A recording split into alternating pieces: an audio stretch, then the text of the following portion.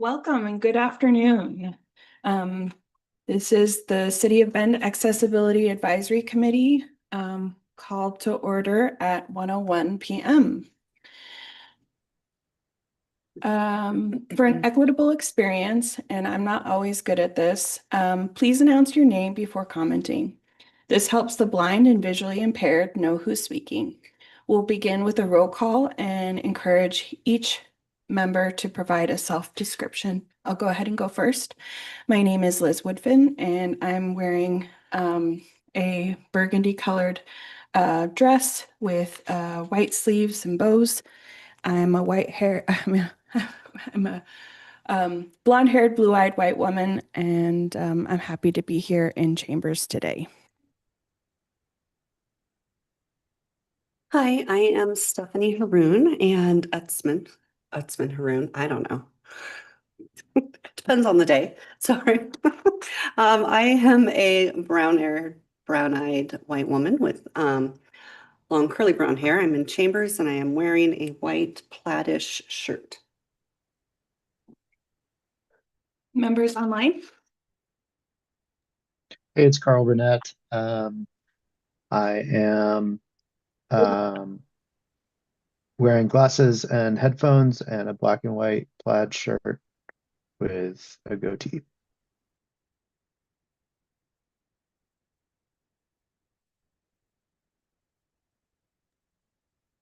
This is Aaron Rivers. I'm attending online. I have black headphones on, short black hair, a red shirt.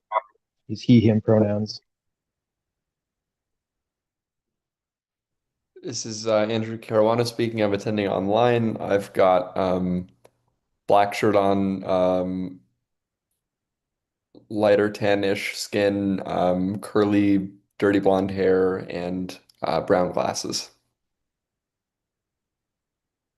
And I'm Liz Deetha Martin. I'm attending online. I have medium brown auburn hair, white woman, go by she, her, and having some audio troubles, but I'm working on getting this figured out. So, pardon me. We can hear you just fine, Liz.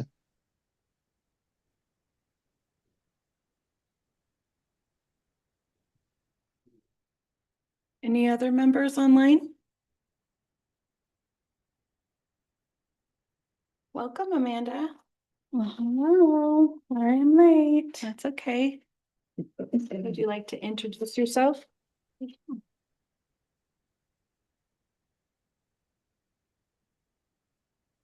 Hi, everyone. Amanda Hamer here in Council Chambers. I'm wearing my hair back today, but I have graying brunette hair and wearing a pinkish reddish short sleeve shirt. I'm a Caucasian female. All right. Let's go ahead and move into the land acknowledgement. Do I have a volunteer to read it?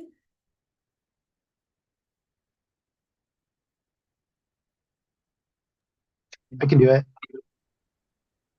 Stephanie or Carl? Okay, I'll do it. Thank you. We would like to acknowledge that the beautiful land known as Bend, Oregon, north to the Columbia River is the original homeland of the Confederated Tribes of Warm Springs. The Confederated Tribes ceded this land in the Treaty of 1855 while retaining regular and customary hunting, fishing, and gathering rights. The Wanalama, Warm Springs, Wasco, and Northern Paiute people inhabited this area in certain seasonal times that clearly established their presence. It's also important to note that the Klamath Trail ran through this region to the Great Celila Falls trading ground. This trade route expanded the impact of commerce between tribal nations. We acknowledge and thank the original stewards of this land. It is our hope that guests continue to honor and care for this land. Thank you. This is Liz Woodbin, and we'll go ahead and move to the next agenda item, and that is a note. We do not have minutes to approve today. The approval of the August minutes, and I'm assuming in addition to the September minutes, will be combined to approve in October. We'll go ahead and move forward to the public comment. Is there any individual? Yes, make there a is. Comment? Welcome. Hi, Olivia. Are you wanting to leave a comment today? I'll go ahead and unmute you. No, thank you. No comment. Did she say no? No, thank you. Okay, thank you for attending. Thank you. Thank you for being here, Olivia.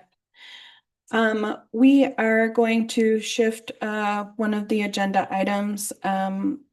Counselor Mendez is here and he's going to give us a quick update. That will just move that item ahead. Thank you for being here.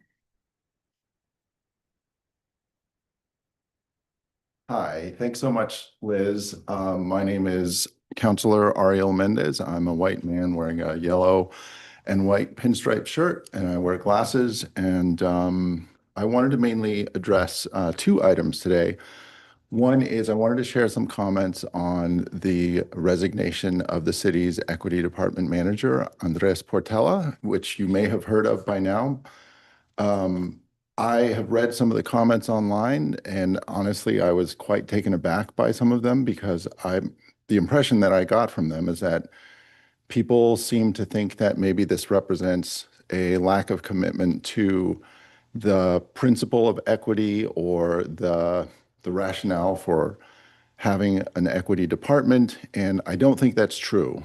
So while I can't comment and I won't comment on an individual personnel issue or anything about the particulars of that circumstance, I did want to share a little bit more about why I think the city and city council is still committed to equity, a deep commitment.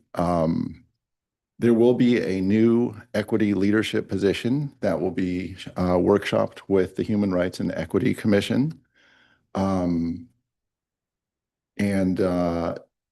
city has joined 2 lawsuits to challenge some of the illegal federal actions that the current administration has taken on issues like immigration, DEI, gender ideology, and so-called sanctuary jurisdictions.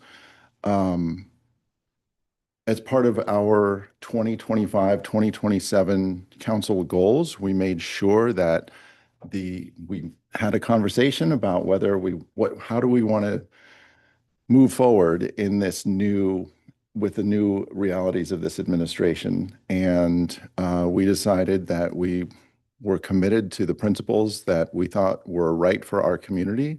If you look, our commitment to equity is explicit in our council goals, and that's something that I'm quite proud of, especially looking back in hindsight. I've seen other organizations, including local governments, higher education, they have walked back that commitment, at least explicitly. So I think that there is a question about how is the best way to incorporate our commitment to equity. You know, we've had some conversations around external focus and internal focus. Personally, I think that that's a justified distinction because I think that the needs for the city in its external relations are sufficiently different than the needs for equity inside the city. That's a distinction that's warranted, and that it doesn't necessarily make sense to think that, oh, we have, you know, one person or one position whose job is to kind of oversee everything. So there is a conversation that I would say is happening at the highest level of city leadership. I've been a party to some of these conversations. I know that this is something that our city manager cares very much about. I'm not going to put you on the spot, but I also know that Stephanie also cares deeply about this issue. So I say that because I wanted to reassure you that this is not at all representative of any kind of backtracking. We're still committed to incorporating things like equity and things like our water utility rate methodology. We want to make sure that we're taking into people's different circumstances into account to the greatest extent that we can. Things like fire planning, wildfire evacuation, all of these conversations, or transit fare increases, you know, to the extent that we have a voice in that, making sure that we're being equitable to the extent that we can.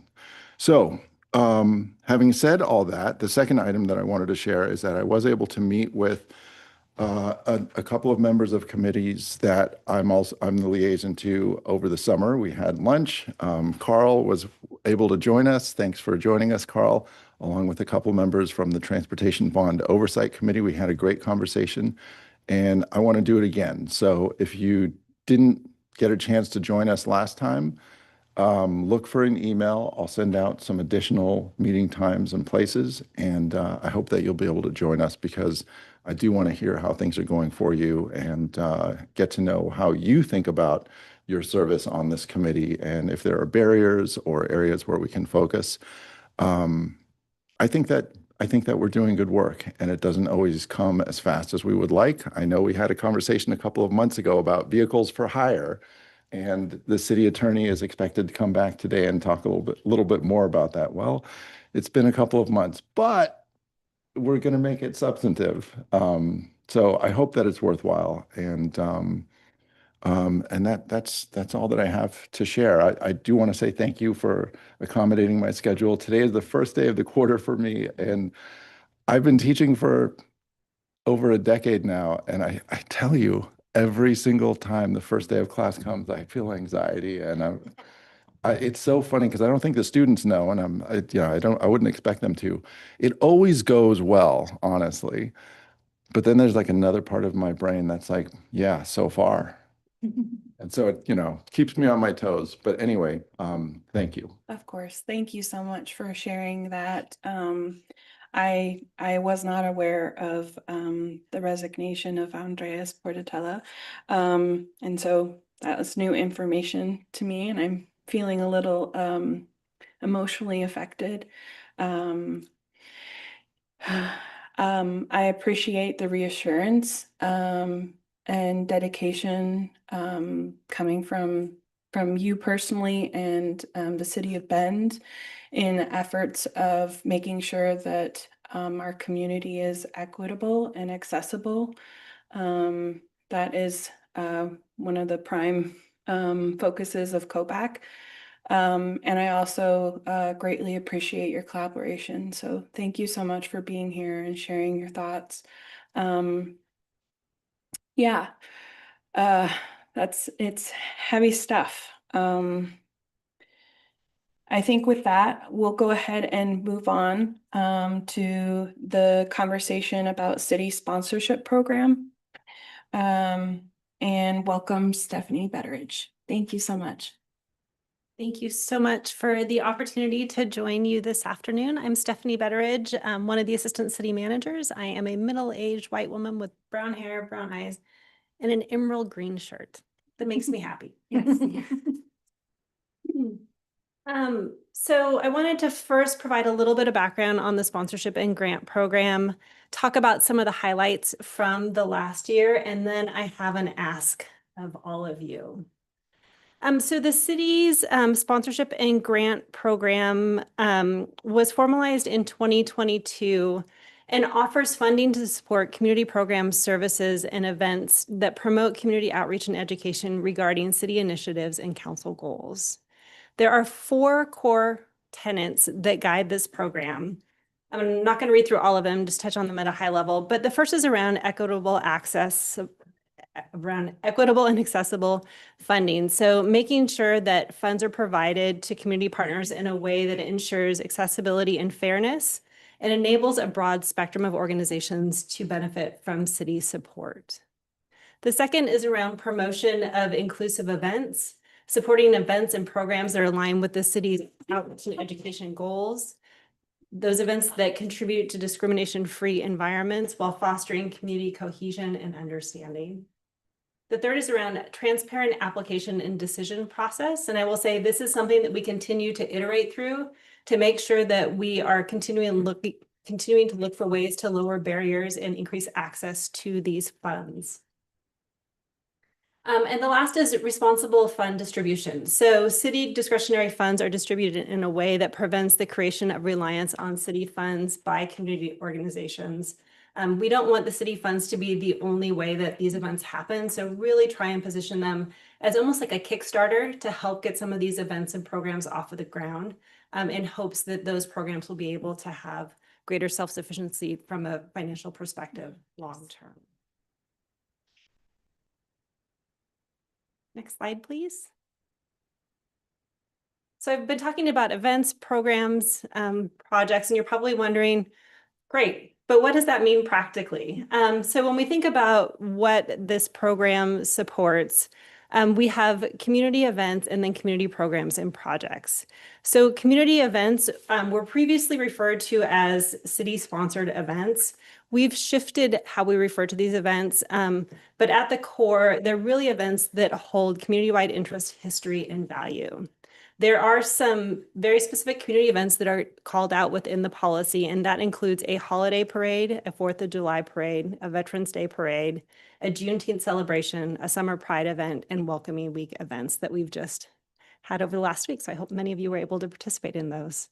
And then there are community programs and projects. When we talk about programs and projects, we're talking about projects that are run by local community organizations that promote outreach and education about city initiatives and council goals.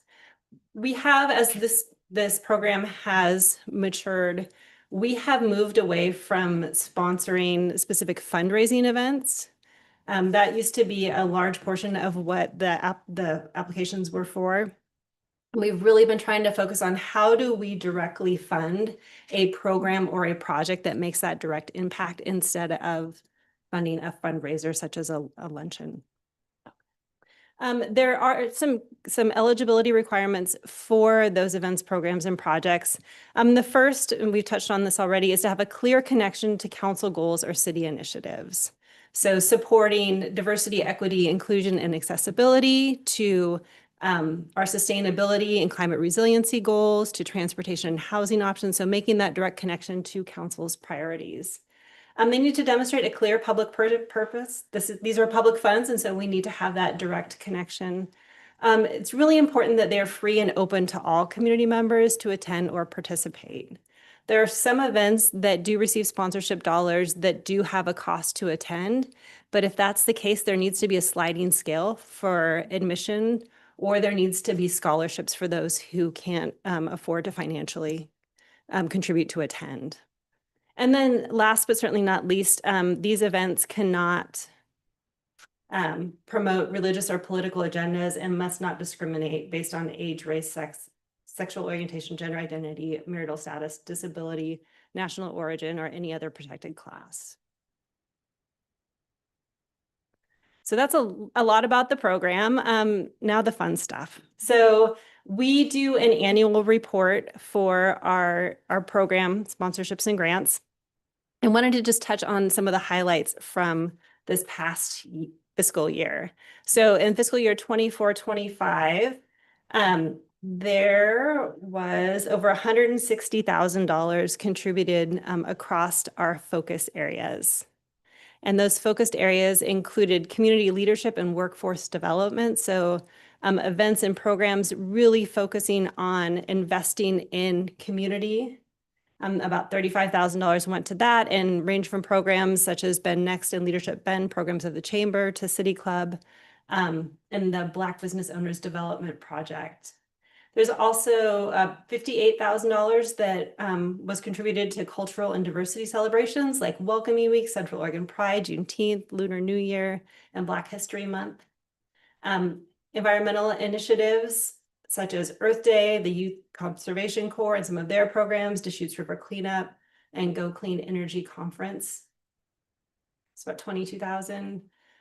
In the area of social services and support, programs like Bend Latino Family and Youth Council, advancing equity for Latin immigrants and others who serve vulnerable populations, including youth and immigrants, and that was about over $6,000. And then general community engagement and events, a variety of engagement events, fundraisers, social gatherings that really contribute to the overall well-being and cohesion of our community. And that was about $38,000. So we look at these funds not as sort of the sole support, but really to amplify our community values, bring us together, and support council priorities and city initiatives. So here's my ask for all of you. We need your help. as we formalized this program, we've gone to twice a year application windows so that we feel that there's a more equitable distribution of these limited funds. It used to be when the program started, the applications would just roll in and then decisions were made kind of on a one-by-one basis. By having two discrete application windows, we have a cross-functional team that meets, reviews all of the applications, and then makes the decision award recommendations that go to the city manager. So we do that twice a year. The deadline for the next one is September 30th, so that is just a few short days away. And those funds are really focused on events that are held from January to May, although that's not a firm rule, but generally try and make sure that when folks apply for funding, that they have enough time to know that they'll be receiving the funding. So the applicants are notified in mid-October, and then the award payments are completed by November. So I'd love to ask all of you to help us get the word out about this great opportunity. There's treasure trove of information on the program on the city's website, on the community sponsorship and grant program page. That's also where applications are submitted through. There's a series of questions and a couple pieces of additional information that are asked for, just so that we can make sure that we are making thoughtful decisions on how those funds are allocated and make sure that they meet the criteria that we just talked about. If you have questions, we have an email, sponsorships@bendoregon.gov. I'm always happy to be a resource as well, so please don't hesitate to reach out. Or if community members or groups have questions about whether or not their program or their event might be a good candidate for the program or might meet the criteria, happy to be a resource there. Cool. Thank you, Stephanie. That's great. I have something in mind. And if the time is not right now, 6 months from now, we'll be doing our next our next application window. So every 6 months are going to be application openings. Well, this is very exciting. Thank you so much for sharing. And Amanda, I look forward to hearing what you have in mind. Oh, I'm just thinking maybe like, how can we get funding for a Sprout film and make it free for the community? Yes. And that's what I think, yeah, well, shoot a little application your way, Stephanie. Great idea. Yeah, it's a nice collaborative project and we're trying to, it'd be great for it to be free for the community. And I think it'd be easy to do, especially with our strong collab with the tower. Yeah. Absolutely. So, yeah. So I look Cool. forward to seeing the application. Yay. Yeah. And if we briefly touched on some of the awards from this last year, but we believe in total transparency around this. And so if you go to the city's website, you can see every grant and sponsorship that was awarded for the past 2 years. Oh, wow. Yeah. I feel like the city did something, I don't know what it was, but did something for Spout Film this past fiscal year. So, yeah. Thank you. Well, thank you, Stephanie. Appreciate you. All right. Let's go ahead and move to our next agenda item and impact on regional accessibility funding. And I think this is a general conversation. And I am going to pass it over to Amanda to initiate the conversation. Thank you. This is Amanda Hamer in council chambers. I actually spoke with Cassandra a little bit on this past Friday, and we were talking about just the impact, the ripple effect of federal executive decisions, executive orders, funding. There was an email that came out, I don't know, a couple of weeks ago from the Central Oregon Disability Support Network that you can see on the screen, that they were notified with very little notice timing notice that they were going to be losing a large chunk of funding that came from the federal government based on some diversity, equity, inclusion wording in their within their goals and their application for this funding. So the effect of that is, I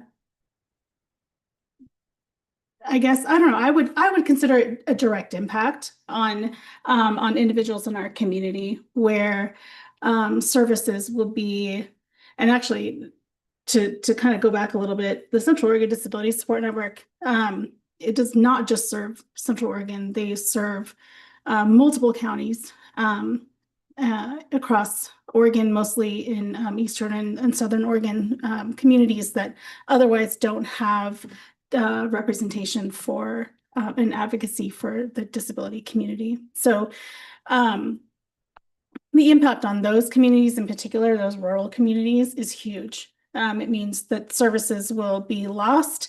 And here in Central Oregon, similarly, services will be, if they haven't already been terminated. So services like receiving help with developing education plans and advocating in the education community or the education realm for individualized education plans for people, for behavioral support, for activity support. So getting people with disabilities out into the community, especially people with intellectual and developmental disabilities. So the disability community, in particular, the intellectual and developmental disability community, is very much, if we weren't a vulnerable population before, we are definitely a vulnerable population now, without funding.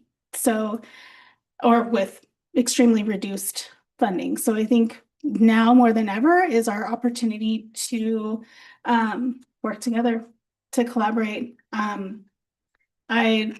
Diversibility Inc. Is, I think, I'll reiterate, I think I've mentioned this before, but we opted to end our Medicaid funded programs because they just weren't financially sustainable. There's unfunded mandates coming down from the state that trickle down from Medicaid, which is federal organization, right? That just make small organizations, make it hard for us to continue providing services in a way that is where we're providing quality care. So when January came around and we knew in the nonprofit community that things were going to change, there were conversations. I'm a member of the Nonprofit Association of Oregon, who's wonderful, by the way, around the idea of merging and a lot of collaborating amongst specifically nonprofit organizations, but also just communities in general, working together, because we knew at that time that things were going to be coming down the pike, and we have seen now since then, 9-10 months later, that things have been happening, and now we are seeing and experiencing the impact. So I think now more than ever, and even before now, we are seeing more collaborative processes, more merging in the disability and then specifically the IDD world.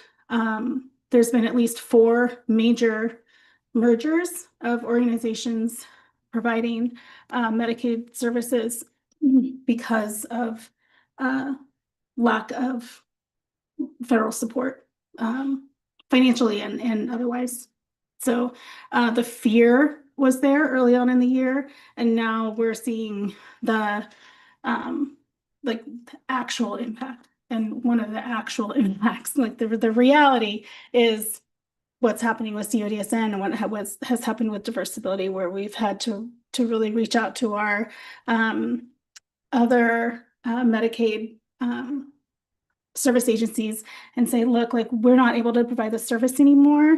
Can you help us out? So we're we ended one of our programs entirely because it wasn't that big, and then we merged, in a sense, our employment support program to another agency, and that it's a big process, and all the while trying to keep individuals at the center of it all and making it so that the transition process is seamless, and that the individuals that we serve are not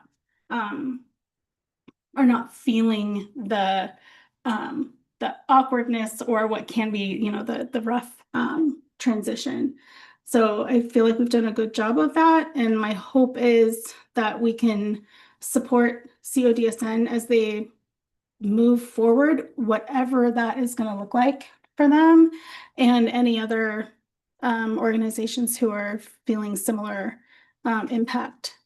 And I guess us included, to Ariel's point, like we need to all work together and figure out how we're going to move forward and continue with the values that we really care about, and what that's going to look like, so that we are sticking to our values and not reacting from a fear base, which is hard, and that's where it takes everybody working together. So, Cassandra, what else did we talk about that I may be missing? No, I think, and I just want to make sure that you can hear me, Amanda, in council chambers. Sorry, I'm having a little connectivity issue with a large lightning storm that's passing through currently. But I think the largest item is just really sharing the awareness of the impact on our local community about like it. We talk about a federal landscape, but this is truly impacting providers and those individuals you're seeking to serve. So they asked this particular slide be shared just in terms of contacting Congress to really show the impact of what CODSN means to our community. So thank you, Amanda, for leading that conversation and doing the work that you do. And so many of us do, right? Like Liz too. I would love to hear more from so many folks about the impact financially that this has.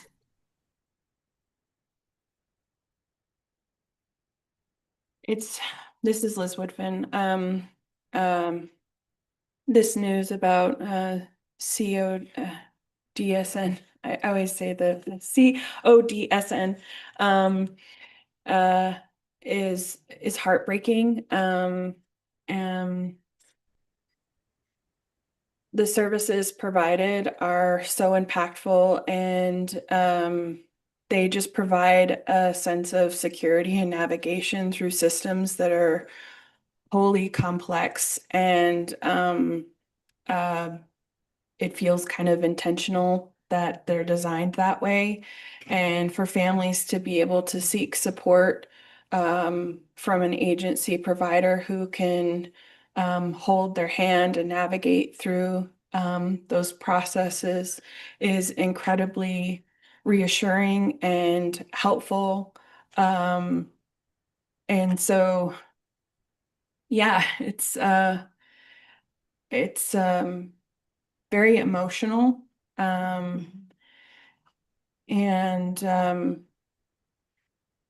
Amanda, I really appreciate the providers coming together and unifying. I read something recently that we need leaders more than ever. And I want to express gratitude for every member of COBAC and your dedication for being here and sharing your voice. And we are a very small entity, and we're advocating and being present during a unprecedented time. And so I appreciate each one of you being a leader, sharing your voice, and for the continued advocacy of needs in our community. Uh,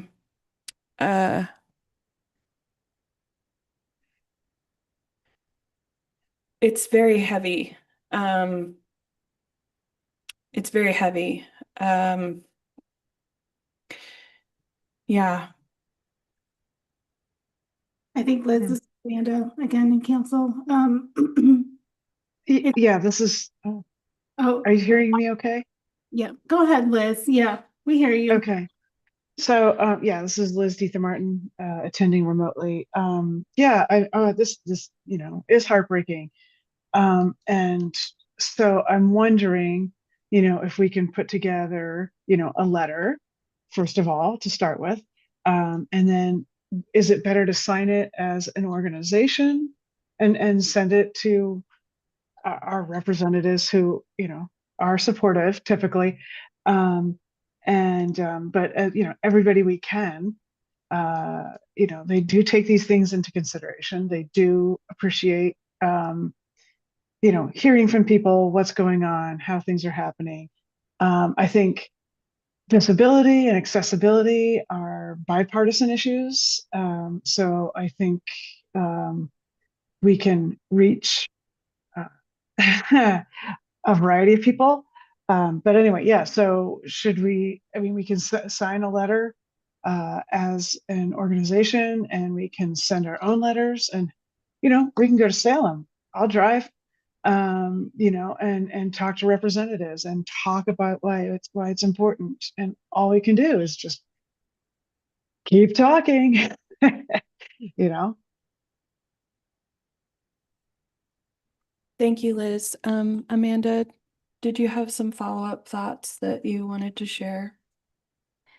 I think I just wanted to align with you, Liz, and what you were saying about it being heavy. And I think as a parent, and I know that Stephanie's sitting near me too, as parents, I would say that services are necessary. Advocacy services are necessary. Support for our kids is necessary. It's not, they're not ancillary services. They're not exceptional. They are basic rights. And to have services cut or funding cut for services based on the idea that there's some sort of delineation that there's, diversity, equity, and inclusion. Like we're all human beings. Like it's not about things that we might have or we want to have. It's about things that we and our family members need to have to access our communities and live enriching lives. So I guess I just wanted to make that point. As we look towards writing a letter and as we look towards whatever we're going to do, leaving phone calls, doing whatever we can do. I think that is another thing that Cassandra and I talked about was like my frustration and my flailing around trying to figure out what it is that I can do as a small person on this planet, like, and in this community, like, what can I do? And feeling like I'm not doing enough. Like, what is it that we can do? Yes, writing a letter. Yes, making a phone call, sending an email, going to Salem. Like, I think those are all things that given whatever capacity we have, we can do. So I think everything that we can do, we should be doing.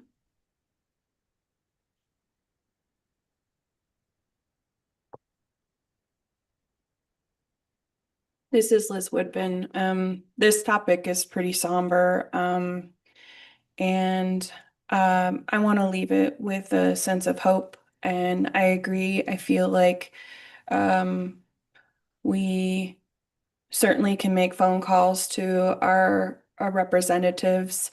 I would like to explore more of going to Salem as a group and the benefit for the city of Bend. And I would also like to explore a hill walk. And I don't know where we could come up with funding for that, but I feel like it's necessary and it's important to be the voice of our community members, and they deserve access. They deserve dignity, and they deserve services that are going to support them to live a life that is quality, where they feel like that they can be engaged. And I'm talking civically too. I work with individuals who are self-advocates, who have a voice, and so yeah, I want to leave this agenda item with hope and encouragement for us to continue being the leaders that we are. Is there any other comment before we move on? Okay. We're going to go ahead and move on to the COBAC work plan overview, and I will hand this over to Cassandra to briefly touch on these subjects. Perfect. Thank you, Liz. Can you hear me okay online and in council chambers? Yes, we can. Again, sorry, there's a big storm coming through, and I'm in and out, so I apologize tremendously for that. Really great, exciting news, and we've shared this with Stephanie and Amanda and Liz, Liz Woodfin, is that our plan to move forward with a trauma-informed lunch and learn. And we just actually this morning pitched the idea to the DEI advisory committee to help partner with them on creating the lunch and learn that has to do with trauma-informed input and care, in addition to some evergreen training resources. So that was really exciting. And more information is to come on that. I think that it's going to be a great collaboration between internal city staff who are doing such important work in terms of DEI, and then also with you all who are amazing subject matter experts on this. So look forward to that, and we'll provide more information when we have it. Likely with the collaboration that's going to bump us out a little bit into late fall or early winter. So it may be that we need to look at 2026 work plan to do that. Speaking of, I think, and Liz had this really great suggestion, but because we are coming into the last quarter of the year, which is hard to believe, to start thinking ahead to the 2026 COBAC work plan. And so having either in October or November a drafting session of what we'd like to see and bringing new ideas.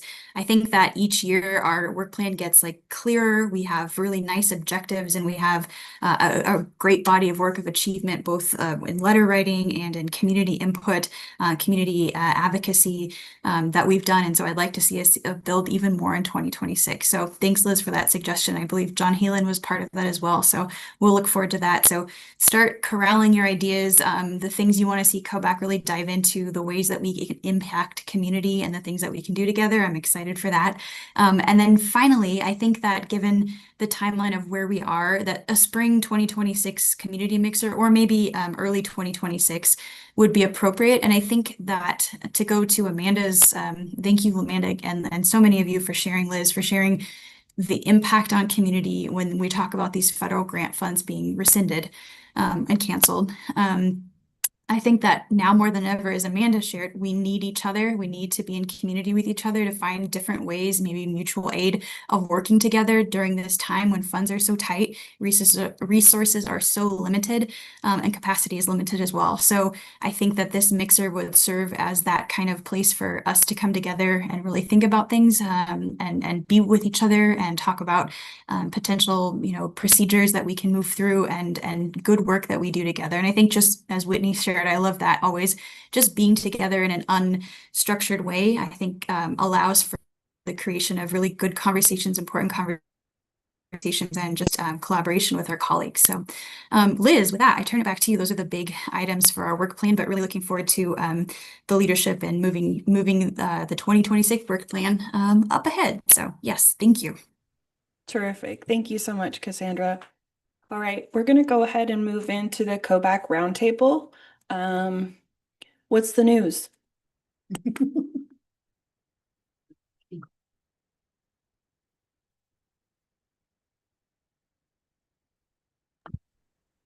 Hamer, I think, oh, Aaron, do you have something?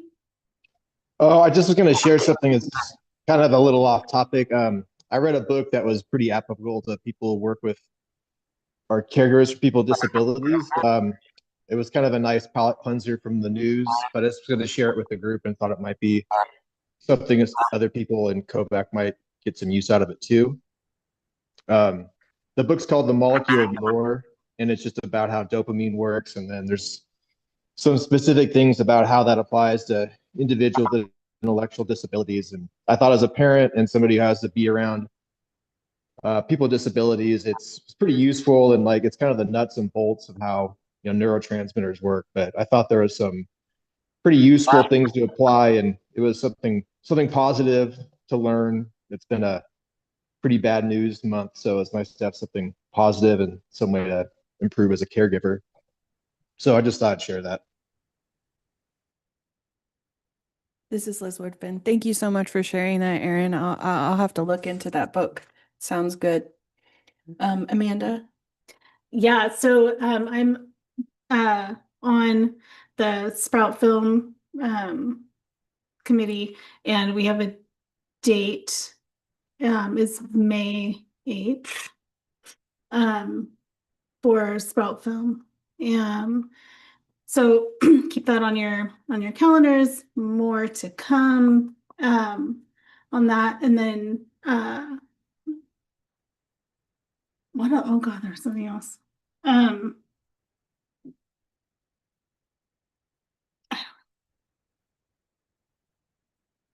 Just I guess to share too. I think I've shared this before, but so just a little update. Diversibility Inc. is remaining as a nonprofit, serving. We have 3 programs. Our sibling support program, our Happening Hub program, and Diversibility Village, which is the resource website. And then I'm moving into the director of operations at Ben Family Friends, which is the 24/7 residential agency. But I'm still hanging on to the ED role as a diversibility, and we're starting our youth SIP shops in October. So I sent out some information on that, but check social media for for more information on those things. Yeah, but exciting. I'm excited to get into my role as with Ben Family Friends. So keep you guys updated on that. Yeah, I think that's it. I feel like there was something else, but whatever. This is Liz Woodfin. Thank you so much, Amanda. I love hearing about your journey, and I'm so excited for you in the next steps that you're taking. Anybody else would like to share? I've got something. Just for the those who don't know, John Halen has announced that he's running for county commissioner, and just full disclosure, I'm helping him out with his campaign. Thanks for sharing that, Carl. I think that's super exciting, and I also look forward to seeing John in the race, and wish great things. Okay, Stephanie, have anything to add? No? No, I know. No, I'm sorry. I'm just so discouraged and frustrated about pretty much everything. So I don't, I'm intentionally withholding because I don't think I can. Yeah. It's a hard time. Well, I appreciate you being here and your dedication. All right, I'm going to move forward and hand it off to Cassandra again for the Accessibility and Equity Manager update. Thank you, Liz. I just have a couple of items for the good of the group.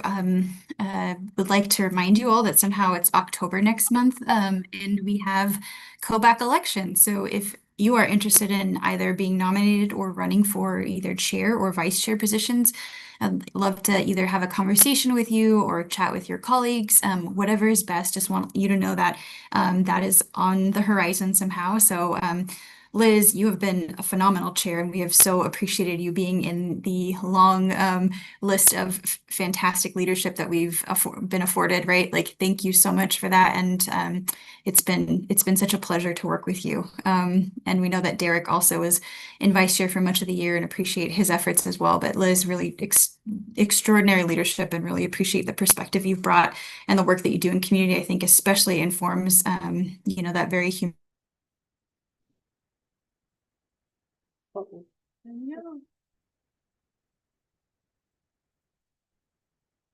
Cassandra, can you hear us? Oh no, I think we lost her. But I appreciate those kind words. Uh, let's see here. I don't see Ian in the lobby.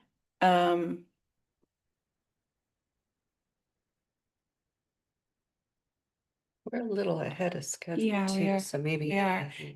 Hey, Bob, you're here. You want to come up and share? Thanks for being here. Oh, Cassandra, back on. Yes, I'm back again. So terribly sorry.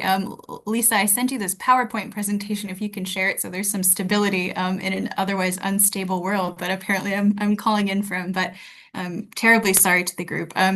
The other part that I just wanted to highlight is if anyone's interested in joining and being part of the planning committee for the accessibility community mixer, it would be wonderful. Please let me know or let Lisa know. We would love to work with you to work on that. So, and can you still hear me in council chambers? Are we okay? Okay.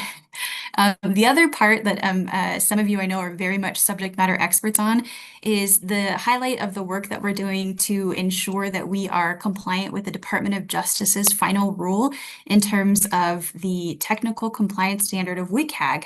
And just kind of a show of hands or just kind of availability. Is anyone familiar with what WCAG is or what this rule is? I know some of us are subject matter experts and others may not know what this peculiar acronym may stand for. I would say Liz Diether Martin would know all about it. Definitely. I've loved to have Liz as part of a supplemental conversation of these items, but essentially what what we're really looking at is the way that we communicate has changed so greatly and so rapidly over the last decade. The Department of Justice has issued this new rule that's really effectively adapting to a changing landscape, right? We rely so heavily on digital content, on our phones, on websites to get information in ways that historically we've never really seen. And so this is a reflection of that. And that rule and this rule and compliance standard of adhering to WCAG, which stands for Web Content Accessibility Guidelines, is a different way that we ensure that people with disabilities have access, right, to our programs, services, and activities that appear on and are mentioned in the website and also on mobile apps. So it is a big lift, and a lot of us have been working on this project for over a year, right? And we anticipate that it will continue even after the compliance date of April 24th, 2026. So it's thinking about everything that appears on our website, everything on our apps, to try to make it as accessible as possible, with the caveat that nothing is ever accessible to all people at all times, right? And that's really where Title II modifications come in for community members who can always ask for modifications of documents or items to find them in different formatting. So that is a very high level overview of what the rule is. And I would also say that the WCAG is really, it's developed through the W3C, and this is in the process for individual.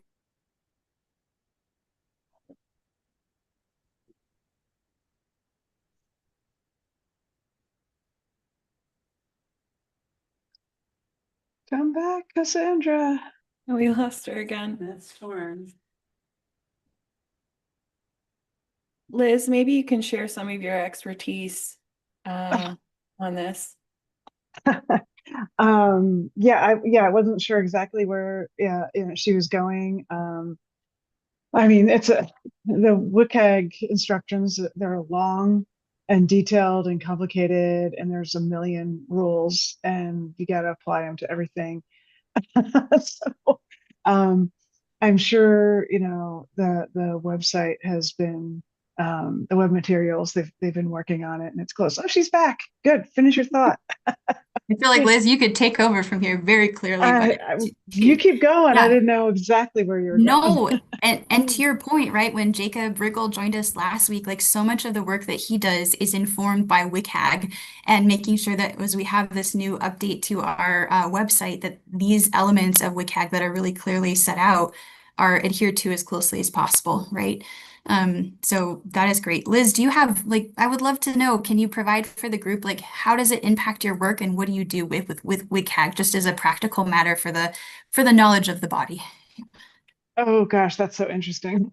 So I have, built websites and digital content for a research organization out of the University of Washington that is all about accessibility. So, they're building accessible technology and then making the world accessible through technology. And so it's the highest order of importance in my work. So, yeah, I mean, I can't say how it affects my work because it is my work. So yeah. So I've been working with WCAG for 15 years, maybe, or working, with their guidelines. And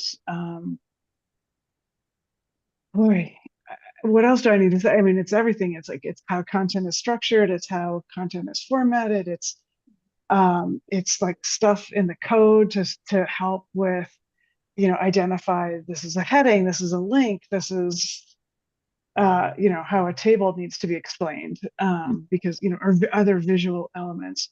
I mean, yes. So, I guess I don't know what else to say about it other than, it's a life's work. It's an incredible work at that, Liz, right? And I think you would agree, probably like WCAG benefits all of us, right? It's not just for individuals with disabilities. It really improves user abilities for everyone. Absolutely. It all started with, what's good for people with low vision or mobility issues, is also good for the rest of us, because we will all eventually have some sort of disability or age, and that makes everything a little bit harder. So yeah, it's for everybody for sure.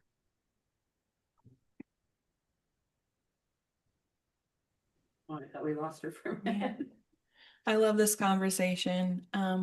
Thank you, Liz. Thank you, Cassandra, for sharing more about this initiative. And I look forward to seeing the final product. And I think there was a invite for Kovac to support in that creation. So I don't know if you can send out an email of how we can get connected and do that, because I know that there are a handful of members who would like to see that. And be Absolutely. And you have tremendous expertise. That'd be my pleasure. cool. All right. Before we go into Kovac agenda setting, I'd like to bring up Ian Lighthouser, City Attorney, to discuss the vehicles for hire. Thank you so much for being here, Ian. Yeah, thanks for having me. Thanks for introducing me. Ian Lighthouser with City Attorney's Office. I am a white male with short brown hair wearing a collared shirt, just kind of a blue on white check thing. And incidentally, the city manager, Eric King, every time I wear this shirt says I have that exact same shirt. He did tell me that today. So I think I'm here to maybe have a brief discussion, present some information, and then maybe participate, not lead, but participate in a discussion and any questions about accessibility and taxi service and what some of the foundational rules are and what the city's roles are. I understand that KOBAC may have some thoughts and maybe recommendations on how the city can regulate in this area. And so we can definitely get to that, but we'll offer a couple slides. First, the first one is really just kind of a little bit of grounding in what the Americans with Disabilities Act requires through some of the operationalizing federal regulations. And the important part here really is part B up on the screen, which I'll read. It says providers of taxi service are not required to purchase or lease accessible automobiles. When a provider of taxi service purchases or leases a vehicle other than an automobile, this usually means vans, the vehicle is required to be accessible unless the provider demonstrates demonstrates equivalency as provided in a different regulation. A provider of taxi service is not required to purchase vehicles other than automobiles in order to have a number of accessible vehicles in its fleet.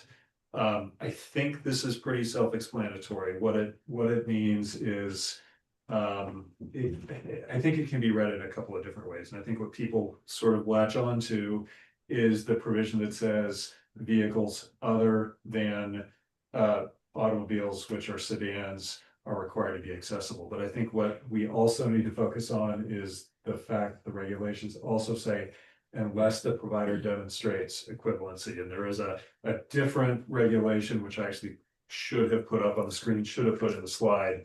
But there's a different regulation that defines the equivalency standard. It is, I will say, fairly broad. And this, many on this group may already be familiar with this, but I'm going to go through some of the elements anyway.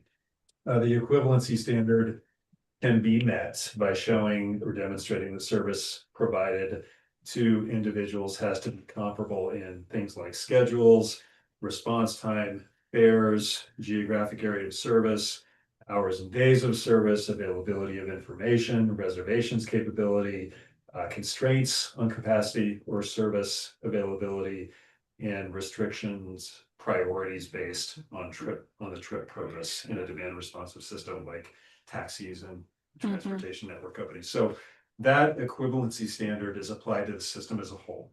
And I don't know, but I suspect that a lot of taxi providers are going to say, we meet the equivalency standard, and that's how we comply with ADA. So I think there's sometimes a lot of focus on new vehicles and whether they are actually accessible. And while that's important, and the rules, I think, are sort of push providers in that direction, they also say that if your system as a whole meets this equivalency standard, you don't necessarily need to have new vehicles that are accessible if you're buying new vehicles. So that's some of the sort of the foundational, I think, sort of way that the ADA works on the federal level. Next slide, we have, I think, something from our code, and then we can get to some of the discussion.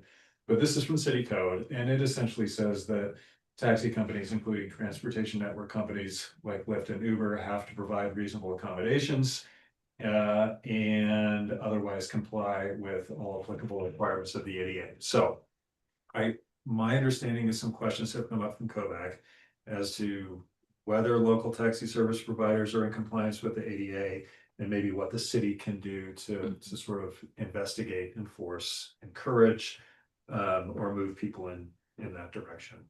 And maybe this is a good time to open up some discussion. I actually am unfamiliar with how many service providers we have or what thoughts or observations out there on compliance. I did want to offer this information really to make the point that a taxi provider, a private taxi provider, even one that has new vehicles that are vans that are not accessible, is not necessarily on that basis alone in violation of the ADA. And I suspect that many of them would say we're meeting the equivalency standard and providing equivalent service, which at the federal level is one way that they can comply with the ADA. So I wanted to make sure that was out there so we understand that. I work for the city of Bend. I do not work for a taxi service provider. So I can't tell you what they're going to say, but I suspect that is what many of them would say. So I wanted to make sure that we had that grounding. I know there's a hand up about running the meeting. I'll stop talking and maybe we can have a discussion. Carl? Thanks. Hi, I'm Carl. I'm the one who sort of has had this pet issue about accessible taxi service for a while. So I want to thank you for being here and talking to us about it. What you have to say about the equivalent service thing is interesting because it's different from what I've read. I did not understand the equivalent service provision to refer to the system as a whole. I understood it to refer to an equivalent service operated by that same company. Maybe I'm mistaken about that, but even if I am mistaken about it, I can't see how anyone could successfully argue that an equivalent service does exist anywhere in Bend. There's not a service that I can call 24 hours a day or pull up through an app on my phone to get an on-demand accessible ride. So in my mind, because that doesn't exist, there is no equivalent service to taxis in Bend. So I don't know. I'll leave it there. What do you think? Well, I think this is Ian again. Not being that familiar again with which providers we have, who does what. I mean, I hear this personal experience. I'll admit, I don't even have an Uber or Lyft app on my phone, much less frequently use them. I always have somebody else do that when I need it. I think so. I mean, I can't say that our providers are or are not ADA compliant in whether they're meeting the equivalent service standard. So I can't speak to that. I think maybe one of the questions is, how does an entity like the city that regulates to some extent our local taxi companies figure it out? And I think, I understand I had seen the letter or the memo that Kovac had produced previously that I think in one way was encouraging the city to look into this to really sort of figure out whether compliance was being achieved by the city's providers. I mean, I hear the personal experience. I don't have enough knowledge to know whether the compliance standard is being met or not. And maybe one of the questions for discussion is, I think as I understood Kovac's previous memo, was really encouraging the city to really figure out whether the ADA was being complied with, whether it was the equivalency standard or through the purchase of new non-sedan vehicles that were accessible or not. So I mean, I hear you, Carl. I just don't know what that says about whether the system is meeting the equivalency standard. So who if the taxi licensing office says we're not, sorry, the city licensing office has told us that they're not in a position to be able to enforce this law, nor to determine whether these companies are in violation of it or not, and your city's attorney's office is not in that position, then who is? So oftentimes an evaluation of compliance with the law comes from a complaint. So somebody complains, says, I don't think, again, not just in this context, I think somebody is not complying with a standard, whether that's a local standard or a federal standard. That's usually how these things get initiated. I'm not aware that we have received a formal complaint about compliance, but that's often a way that something gets evaluated. Okay, well, I mean, that I'm sure we could make that happen, but it would be nice to be able to solve this without going through the route of following a lawsuit. I mean, when we brought up this analogy when we were talking with the representative from the licensing department who visited us at a previous meeting. When there is a new, let's say, restaurant opening in the city of Bend, part of the inspection process is an accessibility inspection. And that is one of the ways that the federal law of the ADA gets enforced locally here in Bend is through that inspection, right? Currently, there's not any kind of process like that for somebody who's applying for a vehicle for hire license. And so we'd love to see that become part of the process so that that determination of accessibility can be made at the time that the license is granted, not at the time when somebody, one of our citizens or visitors, is denied service because of inaccessibility. Yeah, and I don't know, and I don't, our licensing function is certainly different than I think people in this room is not here, but do we know based on, I think there've been some previous presentations, is a taxi company when they're applying, I think, do they get an annual license? Yeah. Basis. Do we know, I mean, asking all of you, including those of you who don't work for the city, so I apologize, but do we know if they're required to certify, among other things, that they're in compliance with all applicable regulations, including the ADA? Cassandra's nodding. Yes. Yeah, I think it was on that slide that you showed, actually. Well, we require them to comply. I just happen to don't know in our licensing process, do we, for example, not to minimize it, but do we have a box that an applicant has to check saying we're in compliance with the ADA? This is Yes. This is Liz Woodfin. So I kind of want to shed some context, and my dealings with taxis for hire. I think taxi companies, they click a box, and I don't think that the real knowledge or comprehension about ADA standards is there. And so I view this as an opportunity to collaborate and also educate the providers in our community. And also the standard taxi companies, while a majority or most that I work with anyway, have vans. They don't have ADA accessible vehicles.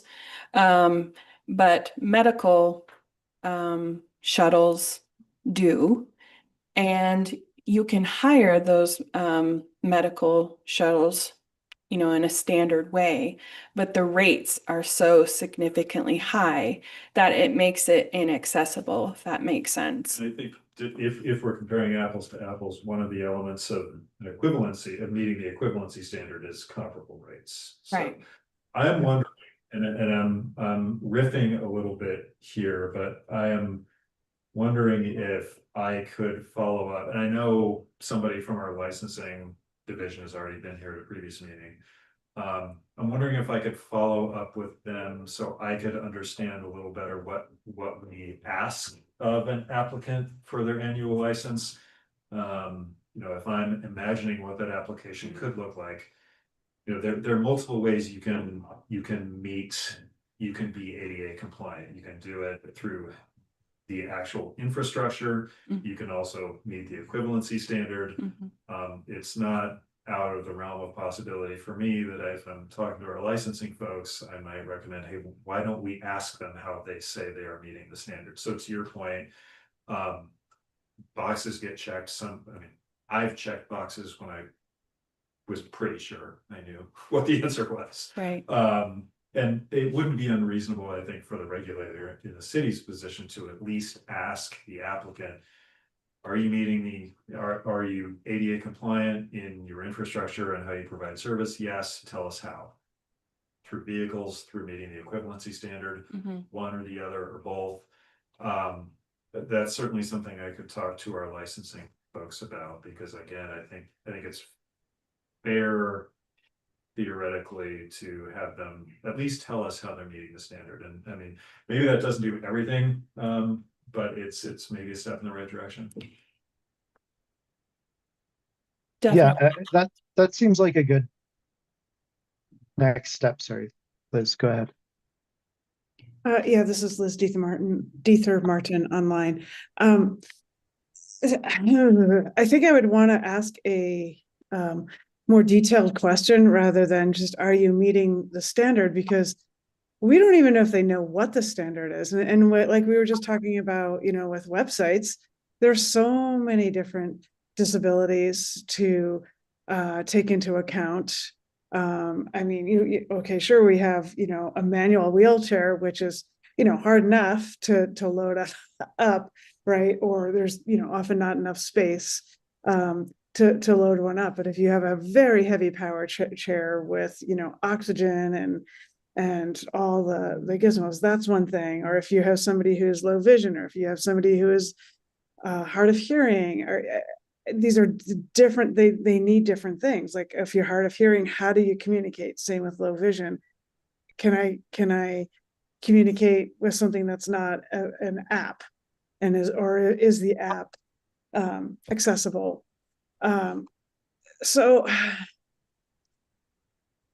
yeah, I wouldn't want to just say, well, how do you think you're meeting the standards? Because I don't think they know, right?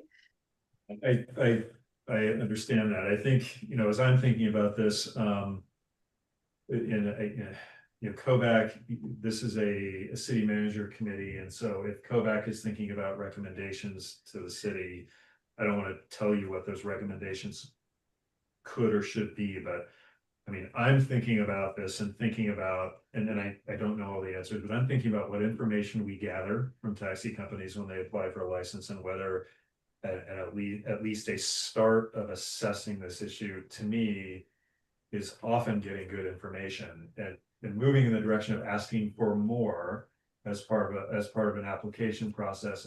I don't think that's an unreasonable thing for the city to consider, but I would want to speak to our licensing folks to really understand what information we get now to sort of know what more might look like. But Well, they've explained that to us in detail, so I'm sure they'd have no trouble explaining that to you as well.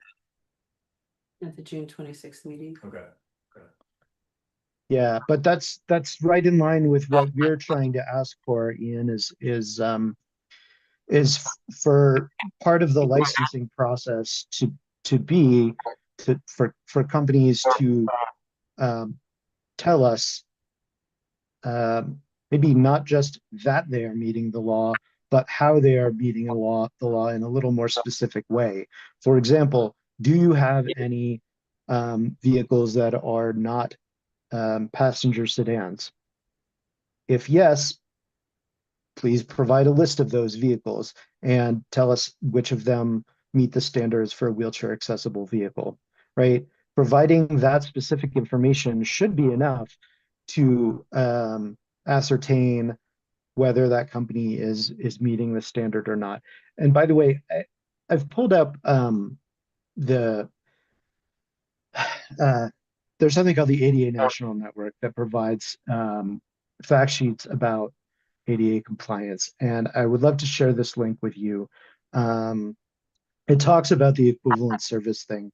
It says private transportations that use vehicles that are not accessible must provide equivalent service if they don't have them. So that's how this organization is explaining that equivalent service clause is not that it's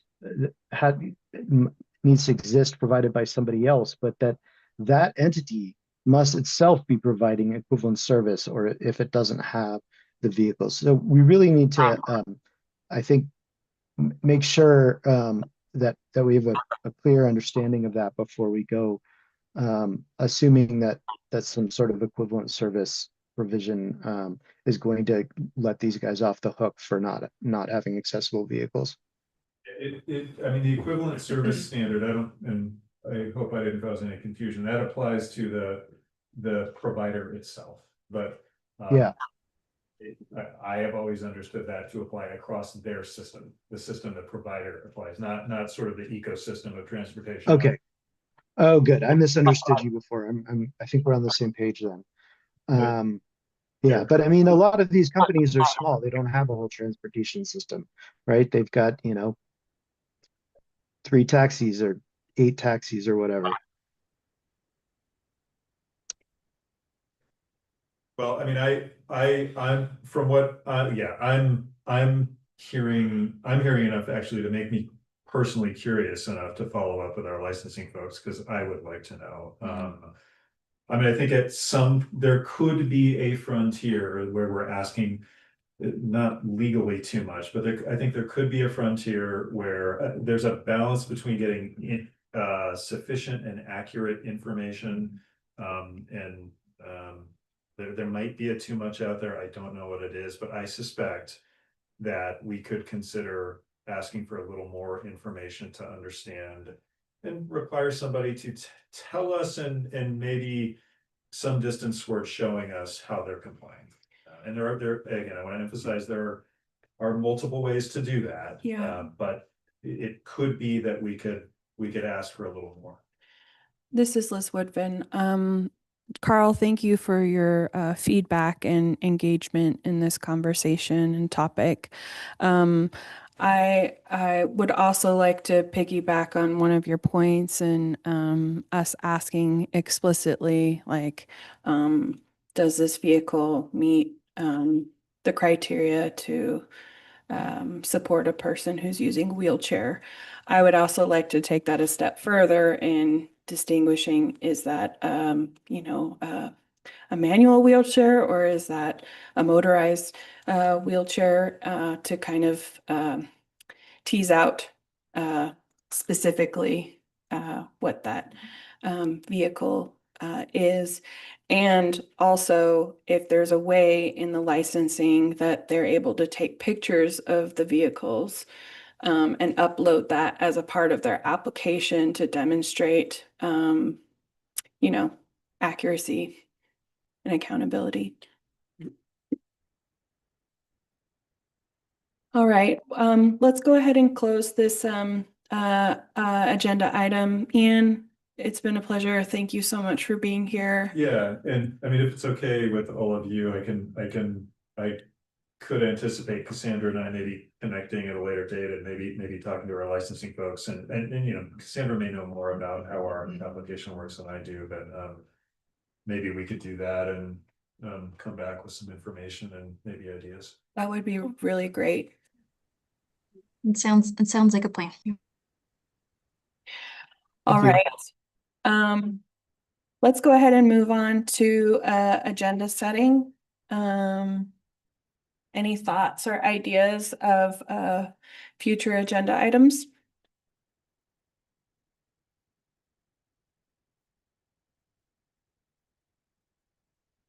I do have one. Cassandra and I spoke about this a little bit yesterday, and I would like to have COBAC invite Stacy Whitty. She's the executive director of REACH, and she does a lot of work out on Juniper Ridge. And I'd like to discuss the intersectionality of needs in our community, specifically in that area.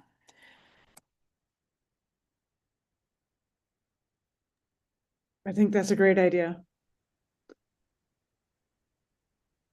This is Amanda. I agree with that too. Good one.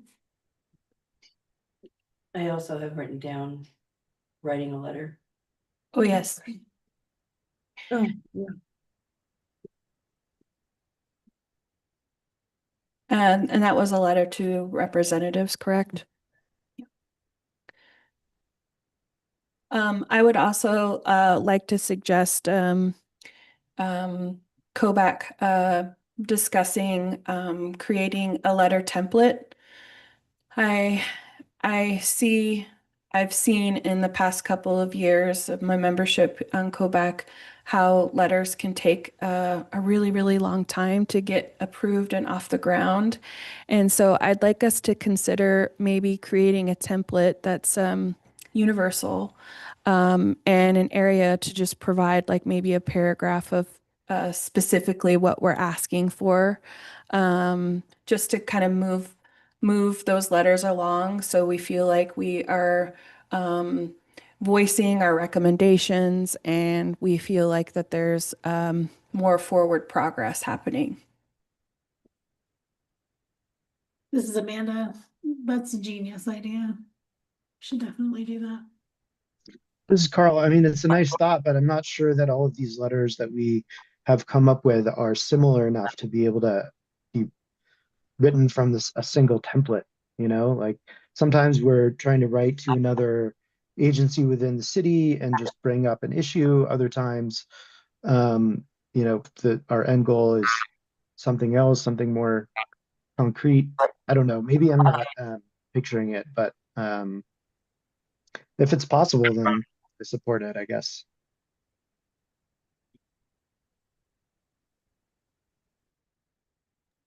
This is Liz Deetha Martin online. I definitely think, we can help, yeah, it's not going to solve, be the final format for everything, but I think it's a really good idea to say, okay, here's your problem description, here's your ask, here's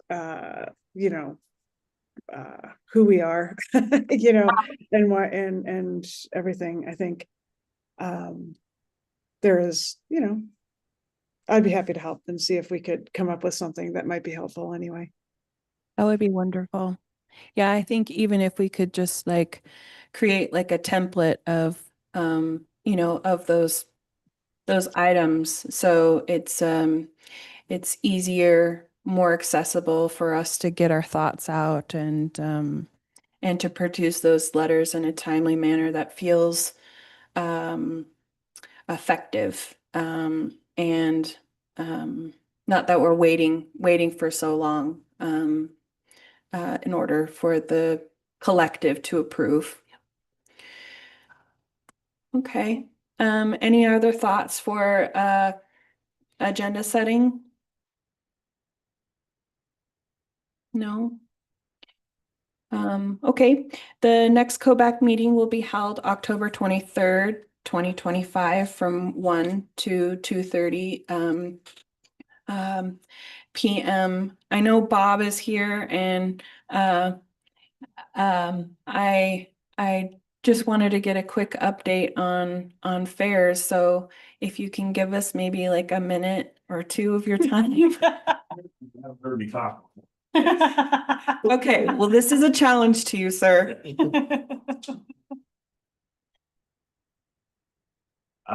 Bob Townsend, middle-aged white male, very, very tall, very, very bald.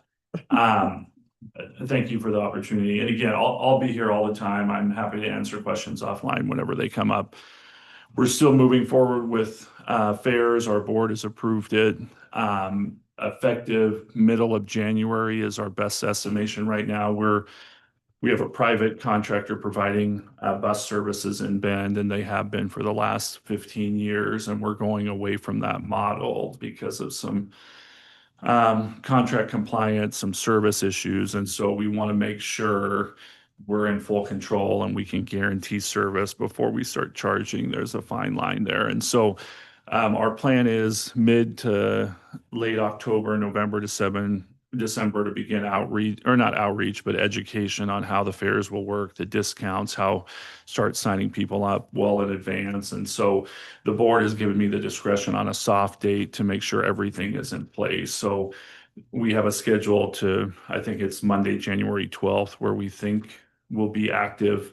But there's a lot of time between now and then to make sure that things are actionable, that we have the billing procedures and everything down for what we need.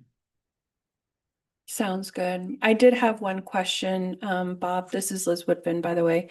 Has it been solidified on which kind of program software that is going to be used for collecting or scanning I don't know if you guys had decided if it was gonna be ticket based or if it was gonna be like a card that people just scan. Yeah, so all right at the beginning, we'll Okay. still accept some cash while we work through things and educate people, even though that's not our goal I mean, we'll always accept cash at like Hawthorne to put it on a card and things like that. Okay, We'll still take cash in most bus situations. There's a few outliers where we won't.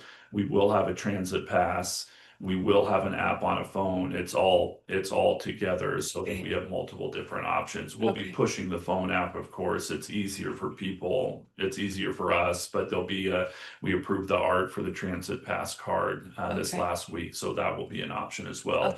okay, Dial a ride will have another additional opportunity to pay through mail and check and things like that as Okay. well. okay. Well, I'm glad. Thank you for the really quick update. I am going to adjourn our meeting today at 2:32 p.m. Thank you everyone for coming. Thank you, Liz. Thanks all.